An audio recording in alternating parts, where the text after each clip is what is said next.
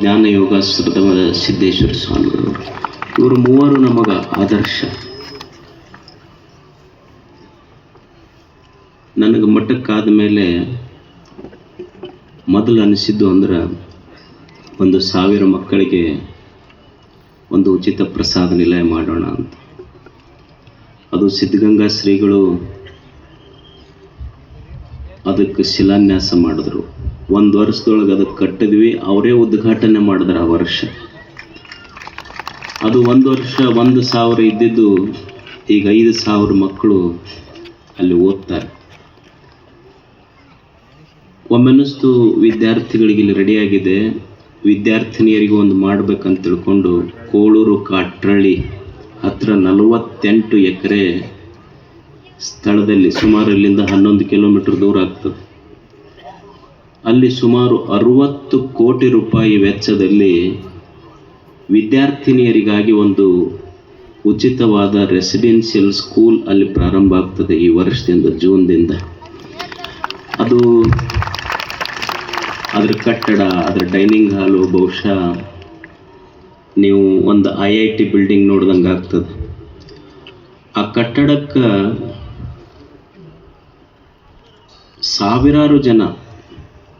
ಸಾವಿರಾರು ಜನ ಕಾಣದ ಕೈಗಳು ತಮ್ಮ ಹೆಸರೇ ಹೇಳಿಲ್ಲ ಅಂಥವರೆಲ್ಲ ಉದಾರವಾದ ದಾನದಿಂದ, ಅವರ ನೆರವಿನಿಂದ ಅದು ನಿರ್ಮಾಣ ಆಗಿದೆ. ಅದರದ್ದು ಒಂದು ವಿಡಿಯೋ ರೆಡಿಯಾಗಿದೆ. ಸುಮ್ಮನೆ ತಮಗೆಲ್ಲ ತೋರಿಸ್ಬೇಕು. ಅದನ್ನು ನೋಡಿದ ಮೇಲೆ ಮತ್ತೆ 2 ಮಾತು ಹೇಳ್ತೀನಿ. ಅದಕ್ಕೇನು ಕ್ರೈಟೀರಿಯಾ, ಯಾವಾಗ ಶುರು ಮಾಡ್ತೀವಿ, ಹೆಂಗೆ, ಏನೇನು ಅನ್ನೋದು 1-2 ಮಾತು. ಅಂದ್ರೆ ಜೂನಿಗೆ ಮಕ್ಕಳಿಗೆ ಅಲ್ಲಿ ತಗೊಳ್ತಾರೆ. ರೆಡಿ ಇದೆ, ಮತ್ತೆ ತೋರಿಸು 1-2 ನಿಮಿಷ.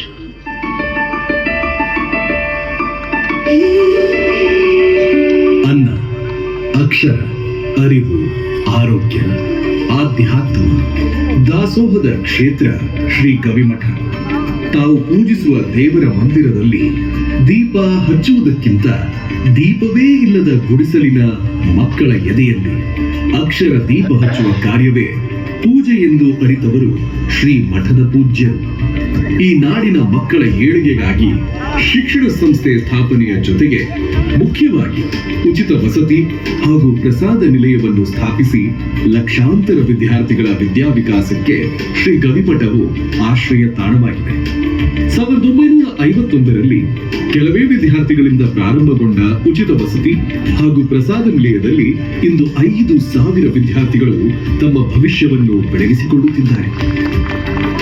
ವಿದ್ಯಾರ್ಥಿಗಳ ತರಹ ಈ ನಾಡಿನಾದ್ಯಂತ ಪ್ರತಿಭಾವಂತ ವಿದ್ಯಾರ್ಥಿನಿಯರು ಬಡತನದ ಕಾರಣದಿಂದ ಶಿಕ್ಷಣವನ್ನು ಪಡೆಯಲು ವಂಚಿತರಾಗುತ್ತಿದ್ದಾರೆ.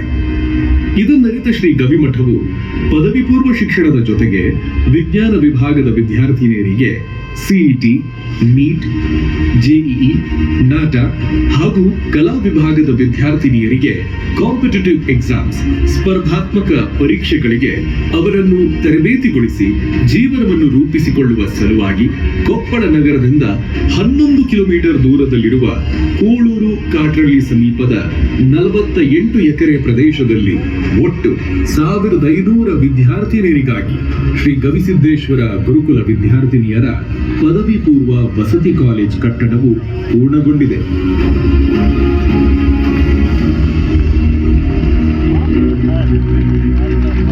ಕಾಲೇಜಿನಲ್ಲಿ ಸುಸಜ್ಜಿತವಾದ 15 ವರ್ಗ ಕೋಣೆಗಳು, ಭೌತಶಾಸ್ತ್ರ, ರಸಾಯನಶಾಸ್ತ್ರ, ಜೀವಶಾಸ್ತ್ರದ ಪ್ರಯೋಗಾಲಯಗಳು ಹಾಗೂ computer lab, green library, digital ಲೈಬ್ರರಿಗಳನ್ನು ಹೊಂದಿದೆ. ವಸತಿ ನಿಲಯದಲ್ಲಿ ಪ್ರಸ್ತುತ 600ರಿಂದ 700 ವಿದ್ಯಾರ್ಥಿನಿಯರಿಗೆ ವಸತಿಯನ್ನು ಕಲ್ಪಿಸಬಹುದಾಗಿದೆ. ಮುಂದಿನ ದಿನಮಾನಗಳಲ್ಲಿ 1,500 ವಿದ್ಯಾರ್ಥಿನಿಯರಿಗೆ ವಸತಿ ನಿಲಯವನ್ನು ವಿಸ್ತರಿಸಲಾಗುವುದು. ಈಗಿರುವ ವಸತಿ ನಿಲಯವು 3 ಅಂತಸ್ತಿನ ಕಟ್ಟಡವಾಗಿದ್ದು, ಪ್ರತಿಯೊಂದು ಅಂತಸ್ತಿನಲ್ಲಿಯೂ ಪ್ರತ್ಯೇಕವಾಗಿ ಮೇಲ್ವಿಚಾರಕರ ಕೊಠಡಿಗಳಿವೆ. ಸುಸಜ್ಜಿತವಾದ ವಿದ್ಯಾರ್ಥಿನಿಯರ ಕೋಣೆಗಳು, ಶುದ್ಧ ಕುಡಿಯುವ ನೀರು, ಸ್ನಾನಗೃಹಗಳು ಹಾಗೂ ಶೌಚಾಲಯಗಳನ್ನು ನಿರ್ಮಿಸಲಾಗಿದೆ.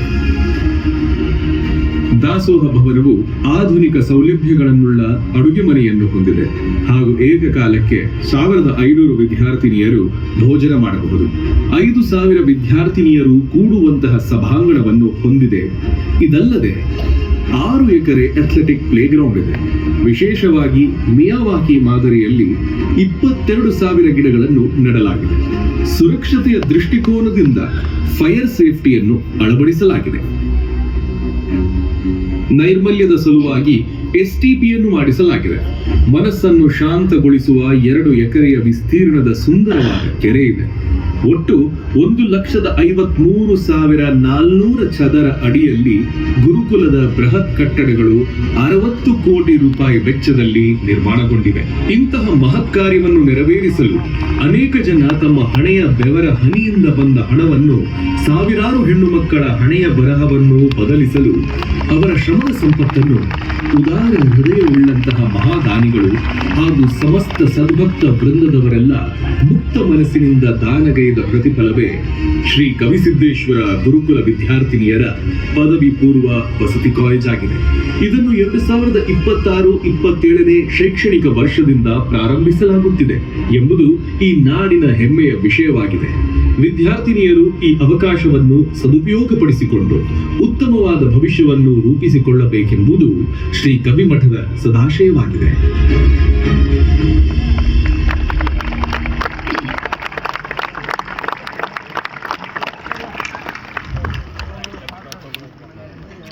ಇದು ಮತ್ತೆ ರೆಡಿ ಮಾಡ್ಯಾರ ಅಂತ ತಿಳ್ಕೊಂಡ್ರಪ್ಪ, ದೈವ ಆಕ್ಚುಲ್ ಆಗಿದ್ದಿದೆಲ್ಲ. ನನಗನ್ನಿಸ್ತಿತ್ತು ಏನಂದ್ರೆ, ಹಳ್ಳಿ ಮಕ್ಕಳು, ವಿಶೇಷವಾಗಿ ಹೆಣ್ಮಕ್ಳು, ಈಗ SSLC ಆಗ್ತವೆ. ರೀಸೌಂಡ್ ತೆಗಿಯಪ್ಪ. ಈ ಹಳ್ಳಿ ರೈತರ ಮಕ್ಕಳು ಇರ್ತಾರೆ, ಯಾರಿಗೋ ತಂದಿರೋದಿಲ್ಲ, ತಾಯಿ ಇರೋದಿಲ್ಲ ಅಂಥವ್ರ ಮಕ್ಕಳು, ಬೀದಿ ವ್ಯಾಪಾರ ಮಾಡೋರ ಮಕ್ಕಳು, ಕೂಲಿ ಕೆಲಸ ಮಾಡೋರ ಮಕ್ಕಳು, ಹೊಲ ಇಲ್ದವ್ರ ಮಕ್ಕಳು, ಆಟೋ ರಿಕ್ಷಾ ಹೊಡೆಯೋರ ಮಕ್ಕಳು, ಕಟ್ಟಡದ ಕಾರ್ಮಿಕ ಕೆಲಸ ಮಾಡೋರ ಮಕ್ಕಳು, ಯಾರಿಗ್ಯಾರೂ ಇಲ್ಲ, ಓದಿಸ್ಲಿಕ್ಕೆ ಆಗೋದಿಲ್ಲ ಅಂಥವ್ರಿಗೆ ಗವಿಮಠ ಇದೆ. ಆ ಮಕ್ಕಳಿಗೊಂದು ಆಶ್ರಯ. ನನಗೆ ಭಾಳ ಮಂದಿ ಹೇಳಿದ್ರು 60-70 ಕೋಟಿ ರೂಪಾಯಿ ಖರ್ಚು ಮಾಡಿ ಈ PUC ಕಾಲೇಜ್ ಏನು ಒಂದು ಇಂಜಿನಿಯರಿಂಗ್ ಕಾಲೇಜ್, ಮೆಡಿಕಲ್ ಕಾಲೇಜ ಮಾಡ್ಬೋದಾಗಿತ್ತಲ್ಲ ಅಂತ. ನನ್ನ ಮನಸ್ಸು ಹೇಳಿದೆ ಅಷ್ಟೇ, ಆ ಮಕ್ಕಳಿಗೆ ಮಾಡಂತ ಮಾಡಿದ್ದೇನೆ. ಇದು ಈ ವರ್ಷ 2027 ಜೂನ್ ತಿಂಗಳಿನಿಂದ ಇದು ಪ್ರಾರಂಭ ಆಗ್ತದೆ. ಇದು ನಾವೇನು ಈ ಕಾಲೇಜಿಗೆ ಕಾಂಪಿಟೇಷನ್ ಇಲ್ಲ. I am not a competitor, I am just a contributor to the society ಅಷ್ಟೇ. ನಮಗೆ ಯಾವ ಇನ್ನೊಂದು ಶಾಲೆ ಕಾಲೇಜುಗಳ ಜೊತೆ ಇದು ಕಾಂಪಿಟೇಷನ್ ಮಾಡಲಿಕ್ಕೇನಿಲ್ಲ. ಸಮಾಜಕ್ಕೆ ಯಾರೂ ಇಲ್ಲದ ಮಕ್ಕಳಿಗೆ ಇದೊಂದು ಆಶ್ರಯ ಆಗಬೇಕು ಅಷ್ಟೆ. ಯಾಕಂದರೆ ಹಳ್ಳಿ ಮಕ್ಕಳಿಗೆ 2.5-3 ಲಕ್ಷ ಕೊಟ್ಟು ನೀಟು CET ಬೆಂಗಳೂರು ಮಂಗಳೂರಿಗೆ ಕಳ್ಸೋಕ್ಕಾಗೋದಿಲ್ಲ. ಅಂಥ ಯಾವ ಮಕ್ಕಳಿಗೆ ಕಳ್ಸೋಕ್ಕಾಗೋದಿಲ್ಲ ಅಂಥ ಮಕ್ಕಳಿಗೆ ಗವಿಮಠದ ಈ ಗುರುಕುಲ, ಗವಿಸಿದ್ದೇಶನ ಗುರುಕುಲದಲ್ಲಿ ಆಶ್ರಯ ಆಗಲಿ ಅಂತ. ಈ ವರ್ಷ ಅದು ಸುಮಾರು 1,500 ಮಕ್ಕಳು ಎಟ್ ಎ ಟೈಮ್ ಕುಂತು ಊಟ ಮಾಡ್ಬೋದು, ಅಷ್ಟು ದೊಡ್ಡ ಡೈನಿಂಗ್ ಹಾಲ್ ನಿರ್ಮಾಣ ಆಗಿದೆ. ಒಂದು 4-5 ಸಾವಿರ ಜನ ಕುಂತು ಕಾರ್ಯಕ್ರಮ ಮಾಡ್ಬೋದು. ಒಂದು dining hall come function hall plan ಮಾಡಿದ್ದೀವಿ. ಅದೊಂದು ಭಾಳ ಸುಂದರವಾದ ವಿನ್ಯಾಸ, ಕೊಲ್ಲಾಪುರದ ಇಂಜಿನಿಯರ್ ಅದನ್ನು ಮಾಡಿದ್ದಾರೆ. ಆಮೇಲೆ 15 class room, laboratory, principal quarters ಎಲ್ಲ ನಡೀತಾ ಇದೆ. ಆಮೇಲೆ ವಿದ್ಯಾರ್ಥಿನಿಯರಿಗಾಗಿ ಒಂದು ಈಗಾಗಲೇ 700 ಜನ ಮಕ್ಕಳಿರುವಂಥ ಸುಸಜ್ಜಿತ ಹಾಸ್ಟೆಲ್ ರೆಡಿಯಾಗಿದೆ. ಇನ್ನೊಂದು ಬೇಸ್ಮೆಂಟ್ ಆಗಿದೆ. ಅದನ್ನು ಮತ್ತು ಗವಿಸಿದ್ಧ ಯಾವಾಗ ಜೋಳಿಗೆ ಶಕ್ತಿ ತುಂಬ್ತಾನೆ ಅವಾಗ ಮತ್ತೆ ಅದನ್ನು ಮುಗಿಸ್ತೇನೆ. ಇದನ್ನು ಈ ವರ್ಷ ಮಕ್ಕಳು SSLC ರಿಸಲ್ಟ್ ಬರ್ತೈತಲ್ಲ, ರಿಸಲ್ಟ್ ಬಂದ ಮೇಲೆ ಅವರು ಒಂದು ಗೂಗಲ್ ಅಪ್ಲಿಕೇಶನ್ ಮಾಡ್ತಾರೆ. ವೆಬ್ಸೈಟ್ ಇರ್ತದೆ. ವೆಬ್ಸೈಟ್ ಆದಮೇಲೆ ಗೂಗಲ್ ಅಪ್ಲಿಕೇಶನ್ ಡೌನ್ಲೋಡ್ ಮಾಡಿಕೊಂಡು ಮಕ್ಕಳ ಅರ್ಜಿ ಹಾಕಬೇಕು. ಅದು ಮಕ್ಕಳ ಅರ್ಜಿ ಹಾಕಿದ ಮೇಲೆ ಅವ್ರಿಗೆ ಸೆಲೆಕ್ಷನ್ ಪ್ರೊಸೀಜರ್ ನಡೀತದೆ. ಆಮೇಲೆ ಅವ್ರಿಗೊಂದು ರಿಟರ್ನ್ ಟೆಸ್ಟ್ ಮಾಡ್ತದೆ. ರಿಟರ್ನ್ ಟೆಸ್ಟ್ ಆದಮೇಲೆ ಈ ವರ್ಷ 600 ಮಕ್ಕಳು, ಅಂದರೆ 400 ಮಕ್ಕಳು ಅವರಿಗೆ ನೀಟು CET ಕೋಚಿಂಗ್. ಇನ್ನು 200 ಮಕ್ಕಳು 400 ಮಕ್ಕಳಿಗೆ ವಿಜ್ಞಾನ ವಿಭಾಗದಿಂದ ತಗೊತಾರೆ, 200 ಮಕ್ಕಳಿಗೆ ಆರ್ಟ್ಸ್ ಮಕ್ಕಳಿಗೆ ತಗೊಳ್ಳೋದು. ಅವ್ರಿಗೆ ಏನು ಪ್ಲ್ಯಾನ್ ಇದೆ ಅಂದರೆ, ಈಗ ಎಷ್ಟೋ ಮಂದಿಗೆ ಮಕ್ಕಳು IAS IPS ಹಳ್ಳಿ ಮಕ್ಕಳು ಮಾಡಬೇಕಂತ, ಅವ್ರಿಗೆ ಎಲ್ಲಿ ಹೋಗ್ಬೇಕು ಎಲ್ಲಿ ಓದ್ಬೇಕಂತ ಗೊತ್ತಿರೋದಿಲ್ಲ. ಅದಕ್ಕೆ ಅವ್ರಿಗೆ 2 ವರ್ಷದಲ್ಲಿ PUC first year second year ಆರ್ಟ್ಸ್ನೊಳಗನೆ ಒಂದು ಕಾಂಪಿಟೇಟಿವ್ ಎಕ್ಸಾಮ್ ಓದಲಿಕ್ಕೆ ಏನೆಲ್ಲ ಸೌಲಭ್ಯ ಸೌಕರ್ಯ ಅವ್ರ ಮನಸ್ಥಿತಿ ಮತ್ತು ಸಿಲೆಬಸ್ ಮುಗಿಸ್ಬೇಕೋ ಅದನ್ನು ಫಸ್ಟ್ ಇಯರ್ ಸೆಕೆಂಡ್ನಲ್ಲೇ ಮುಗಿಸುವಂಥ ಒಂದು ಪ್ಲ್ಯಾನ್ ಅದರೊಳಗೆ ರೆಡಿಯಾಗಿದೆ. ಅದನ್ನು ಮಾಡಬೇಕಂತ ಈಗ ಪ್ಲ್ಯಾನ್ ಮಾಡಿದ್ದೀವಿ. ಅಂದರೆ ಈ ವರ್ಷ 200 ಮಕ್ಕಳು ಆರ್ಟ್ಸ್ ವಿಭಾಗದಿಂದ, 400 ಮಕ್ಕಳು ಸೈನ್ಸ್ ವಿಭಾಗದಿಂದ ತಗೊಂಡು 600ರಿಂದ 700 ಮಕ್ಕಳಿಗೆ ಈ ವರ್ಷ ತಗೊಳ್ತಾರೆ. ಮುಂದೆ ಅದು ಗವಿಸಿದ್ಧ ಶಕ್ತಿ ಕೊಟ್ಟರೆ ಇನ್ನೊಂದು ಹಾಸ್ಟೆಲ್, ಡೈನಿಂಗ್ ಹಾಲ್ 1500 ಮಕ್ಕಳಿಗೆ ರೆಡಿಯಾಗಿದೆ, ಕಾಲೇಜ್ 1500 ಮಕ್ಕಳಿಗೆ ರೆಡಿಯಾಗಿದೆ, ಹಾಸ್ಟೆಲ್ ಅಷ್ಟೇ 700 ಮಕ್ಕಳಿಗೆ ಆಗ್ತದೆ. ಇನ್ನೊಂದು ಹಾಸ್ಟೆಲ್ 700-750 ಮಕ್ಕಳದ್ದು ಬೇಸ್ಮೆಂಟ್ ರೆಡಿಯಾಗಿದೆ. ಅದು ಮುಂದೆ ಮುಗಿಸೋಣ. ಗವಿಸಿದ್ಧ ಯಾವಾಗ ಶಕ್ತಿ ಕೊಡ್ತಾನ, ನೀವು ಯಾವಾಗ ಹೋಯ್ತಂತೀರಿ ಅವಾಗ ಮುಗಿದು ಬಿಡ್ತೈತೆ ಅಷ್ಟೇ. ಇದು ಕ್ರೈಟೇರಿಯಾ. ಇದು ನನಗೊಂದು ಸ್ವಲ್ಪ ಸಣ್ಣ ಅಪೀಲ್ ಏನಂದರೆ, ನಮ್ಮ ಇದಕ್ಕೆ ಊರವ್ರು ಬರ್ಬೇಕಂತಿಲ್ಲ, ಕರ್ನಾಟಕದ ಯಾವ ಮೂಲೆಯಿಂದಾದರೂ ಮಗು ಈ ಶಾಲೆಗೆ ಬರ್ಬೋದು. ಹೈಸ್ಕೂಲ್ ಶಿಕ್ಷಕರೇನಾದರೂ ವಿಶೇಷವಾಗಿ ಇದು ಸಾಧ್ಯ ಆದರೆ ನಿಮಗೆ ಈ ವಿಷಯ ಗೊತ್ತಾತಂದ್ರೆ, ಹಳ್ಳಿ ಮಕ್ಕಳಿಗೆ ಗೊತ್ತಿರೋದಿಲ್ಲ, ಇದು ಅವರಿಗೆ ಈ ವಿಷಯ ಸ್ವಲ್ಪ ಮುಟ್ಟಿಸ್ಬೇಕು. ಹೆಂಗೆ ಫಾರ್ಮ್ ಡೌನ್ಲೋಡ್ ಮಾಡ್ಕೋಬೇಕು, ಅದು ಮಕ್ಕಳಿಗೆ ಅಪ್ಲಿಕೇಶನ್ ಹಾಕಬೇಕು, ಯಾರು ಬಡ ಮಕ್ಕಳು ಅದಾರೆ ಅವ್ರಿಗೆ ಇದನ್ನು ತಲುಪಿಸ್ರಿ ಅಂತ ಹೇಳಿ. ಇದ್ರದ್ದು ಈ ವರ್ಷ ಏನು ಅಂದರೆ, ಈ ಶಿಕ್ಷಣ ಏನಾಗಿದೆ ಅಂದರೆ ತುಂಬ ಅದು ಮಠಮಾನ್ಯಗಳನ್ನು ನಡೆಸಲಿ ನಾವೇ ನಡೆಸಲಿ ಯಾರು ತುಂಬ ದುಬಾರಿ ಆಗ್ತಾ ಇದೆ ಈಗ. ಅದಕ್ಕಾಗಿ ಒಂದು ಸುಮಾರು 1500 ಮಕ್ಕಳಿಗೆ, ಇಲ್ಲಿ 5000 ಮಕ್ಕಳು, ಅಲ್ಲಿ ಮತ್ತೆ 1500 ಮಕ್ಕಳು, ಎಲ್ಲನೂ ಉಚಿತವಾಗಿ ಮಾಡೋದು, ಇದನ್ನೆಲ್ಲ ನಡೆಸೋದನ್ನು ತುಂಬ ಕಷ್ಟ ಆಗ್ತದೆ. ಅದಕ್ಕೊಂದು ಸಣ್ಣ ಒಂದು ಕಮಿಟಿಯವರು ಅದರ ಸಲಹೆ ಏನು ಅಂದ್ರೆ, ಈ ವರ್ಷ ಯಾವ ಮಕ್ಕಳಿಗೆ ತೊಗೊತೀವಿ, ಕೆಲವು ವರ್ಷ ಅವರ ನೀಟು CET ಕಾಂಪಿಟೇಟಿವ್ ಎಕ್ಸಾಮ್ಸ್ ಸ್ಕೂಲಿಂದೆಲ್ಲ ಫೀಸು ಆ ಟ್ರಸ್ಟ್ ಅದನ್ನು ಭರಿಸ್ತದೆ. ತಿಂಗಳಿಗೆ ಬರುವಂಥ ಊಟದಕ್ಕೆ ಸಣ್ಣ ಖರ್ಚೇನಿದೆ ಅದು ಡಿವೈಡಿಂಗ್ ಸಿಸ್ಟಮ್, ಮಕ್ಕಳು ಅದನ್ನು ಭರಿಸ್ಬೇಕಷ್ಟೆ. ಉಳಿದಿದ್ದು ಶಾಲೆ ನೀಟು ಕೋಚಿಂಗ್ ಫೀಸೆಲ್ಲ ಆ ಟ್ರಸ್ಟ್ ಭರಿಸ್ತದೆ. ಸೊ ಈ ಕಾಲೇಜಿನ ಗುರುಕುಲದ ಇದು ಸುಮಾರು 60 ಕೋಟಿ ರೂಪಾಯಿ ವೆಚ್ಚದಲ್ಲಿ ಈಗ ನಿರ್ಮಾಣ ಆಗಿದೆ, ಎಲ್ಲ ರೆಡಿಯಾಗಿದೆ. ಇದರ ಉದ್ಘಾಟನೆ ಮಾರ್ಚ್ ಏಪ್ರಿಲ್ ಮಾಡಬೇಕಂತಿತ್ತು. ನಾಳೆ ನನಗೆ ಗೊತ್ತಿಲ್ಲ ಏನು ಅಂತ, ಅದು ಏಪ್ರಿಲ್ಗೆ ಆಗ್ತದೋ ಮಾರ್ಚ್ಗೆ ಆಗ್ತದೋ ಗೊತ್ತಿಲ್ಲ. ನೀವೆಲ್ಲ ಅದನ್ನು ನೋಡಿರಲ್ಲ. ಈಗ ಈ ನಾಡಿನ ಎಲ್ಲ ಮಠದ ಭಕ್ತರು ಸಹೃದಯಿಗಳು ಅಜ್ಜವ್ರು ಮಾಡಿದ ಕೆಲಸ ಇದು ಒಳ್ಳೆಯದಾಗಲಿ, ನಾಡಿನ ಮಕ್ಕಳಿಗೆಲ್ಲ ಮುಟ್ಲಿ ಅಂತ ನೀವು ಒಮ್ಮೆ ಹೃದಯ ತುಂಬಿ ಈಗ ಹಾರೈಸಿಬಿಟ್ರೆ ಹಿಂದೆ ಅದರ ಉದ್ಘಾಟನೆ ಅಷ್ಟೆ. ಅದು ಫಾರ್ಮ್ಯಾಲಿಟಿ, ಮುಂದೆ ಮಾಡೋದು ಫಾರ್ಮ್ಯಾಲಿಟಿ. ಇವತ್ತು ನಿಮ್ಮ ಹೃದಯದ ಒಂದು ಹಾರೈಕೆ ನಾಡಿನ ಸಾವಿರಾರು ಮಕ್ಕಳಿಗೆ ಅದು ಆಶ್ರಯ ಆಗಬೇಕು. ಗವಿಸಿದ್ಧ ಮಕ್ಕಳಿಗೆಲ್ಲ ಕೃಪೆ ಮಾಡಬೇಕು ಅಂತ ಅದನ್ನು ನಿರ್ಮಾಣ ಆಗಿದೆ. ಅದು ನಡೀತದೆ ಮುಂದೆ. ಗವಿಸಿದ್ಧ ಎಷ್ಟು ಜೋಳಿಗೆ ಒಳಗೆ ಶಕ್ತಿ ಕೊಟ್ಟಿರ್ತಾನೆ ಅಲ್ಲಿವರೆಗೆ ನಡೆಸೋದಷ್ಟೆ. ನನ್ನ ಹುಟ್ಟ ಜೋಳಿಗೆ ಒಳಗೆ ಐತಿ. ಸಣ್ಣವಿದ್ದಾಗ ಎಲ್ಲೋ ಒಂದು ಅವರಾದೊಂದು ಊರಿತ್ತು. 5ನೇ ಕ್ಲಾಸ್ನಿಂದ ಹಿಟ್ಟಿಗೆ ಹೋಗ್ತಿದ್ದೆ ಊರಿಗೆ. ಒಂದು 4 ವರ್ಷ ಹಿಟ್ಟಿಗೆ ಹೋಗಿದ್ದೆ ನಾನು. ಒಂದು ಸೇರು ಹಿಟ್ಟು ತರ್ತಿದ್ದೆ. ನಮ್ಮ ಊರ ಹತ್ರ ಈ ಮೀನಾ ಮಾರೋರು ಬರ್ತಿದ್ರು, ಅವ್ರಿಗೆ ಮಾರ್ತಿದ್ವಿ. ₹1 ಬರ್ತಿತ್ತು ಒಂದು ಹಿಟ್ಟು, ಒಂದು ಸೇರು ಹಿಟ್ಟು ಮಾರಿದ್ರೆ.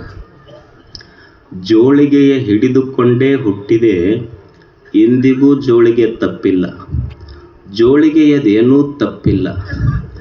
ಅರಿವೆಯ ಜೋಳಿಗೆ ಹೋಗಿ ಅರುವಿನ ಜೋಳಿಗೆ ಬಂದಿದೆ. ತುಂಬುವ ಜೋಳಿಗೆ ಹೋಗಿ ತುಂಬದ ಜೋಳಿಗೆ ಬಂದಿದೆ. ಅವಾಗ ಒಂದಿಷ್ಟು ಹಿಟ್ಟು ಹಾಕಿದ್ರು ತುಂಬುತ್ತಿತ್ತು, ಈಗ ನೀವೇನು ಹಾಕಿದ್ರೂ ತುಂಬುದಿಲ್ಲ ಅದು. ಅರಿವೆಯ ಜೋಳಿಗೆ ಹೋಗಿ ಅರಿವಿನ ಜೋಳಿಗೆ ಬಂದಿದೆ, ತುಂಬುವ ಜೋಳಿಗೆ ಹೋಗಿ ತುಂಬದ ಜೋಳಿಗೆ ಬಂದಿದೆ. ಈ ಜೋಳಿಗೆ ಹಿಡಿದು ನಾ ತಿರುಗಿದೆ ಈ ತಿರೆಯ ದೊರೆಗಳ ಮನೆಗೆ. ಈ ಜೋಳಿಗೆ ಹಿಡ್ಕೊಂಡು ಭಕ್ತರ ಮನೆಗೆ ಹೋದೆ ನಾನು. ಈ ಜೋಳಿಗೆಯ ಹಿಡಿದು ನಾ ತಿರುಗಿದೆ ಈ ತಿರೆಯ ದೊರೆಗಳ ಮನೆಗೆ. ಅವರು ನೀಡಿದರು ನಾ ಬೇಡಿದುದ ನಾ ಬೇಡದುದ, ಓಡಿ ಬಂದೆ ಮಠಕ್ಕೆ ಜೋಳಿಗೆ ನೋಡುವ ಥರದಿಂದ, ಆಗ ತಿಳಿಯಿತು ಇದು ತೂತು ಬಿದ್ದ ಜೋಳಿಗೆ ಅಂತ. ಮೊದಲೇ ತುಂಬದ ಜೋಳಿಗೆ, ಸಾಲದ್ದಕ್ಕೆ ಹರಿದ ಜೋಳಿಗೆ, ಸ್ವತಂತ್ರ ಧೀರ ಸಿದ್ದೇಶ್ವರ ಶ್ರದ್ಧೆ ಎಂಬ ಸೂಜಿಯಿಂದ, ಸುಬುದ್ಧಿ ಎಂಬ ದಾರದಿಂದ ಹೊಲಿದುಕೊಳ್ಳಬೇಕಾಗಿದೆ ಈ ಹರಿದ ಜೋಳಿಗೆಯನ್ನು. ಈ ಜೋಳಿಗೆ ಶಕ್ತಿ ಉಳಿದಿದ್ದೆವದರ ನೀವು ಬ್ಯಾಲೆನ್ಸ್ ಶೀಟ್ ಆಡಿಟ್ ಮಾಡ್ಬೋದು, ಆದರೆ ಜೋಳಿಗೆದ ಆಡಿಟ್ ಮಾಡಲಿಕ್ಕೆ ಸಾಧ್ಯನೇ ಇಲ್ಲ. ಅದರ ಶಕ್ತಿನೇ ಇವತ್ತಿಷ್ಟೆಲ್ಲ ನಿರ್ಮಾಣ ಆಗಿದೆ. ಇದು ಎಲ್ಲ ನಿಮ್ಮ ಪ್ರೇರಣೆ ಅಷ್ಟೇ. ನಿಮ್ಮ ಪ್ರೇರಣೆಯಿಂದ ಇದು ನಿರ್ಮಾಣ ಆಗಿದೆ. ಗವಿಸಿದ್ಧ ಇದನ್ನೆಲ್ಲ ಹೀಗೆ ನಡೆಸಲಿ ಅಂತ ಅವನಲ್ಲಿ ಪ್ರಾರ್ಥಿಸೋಣ. ತಮಗೆಲ್ಲ ಶರಣಾರ್ಥಿ.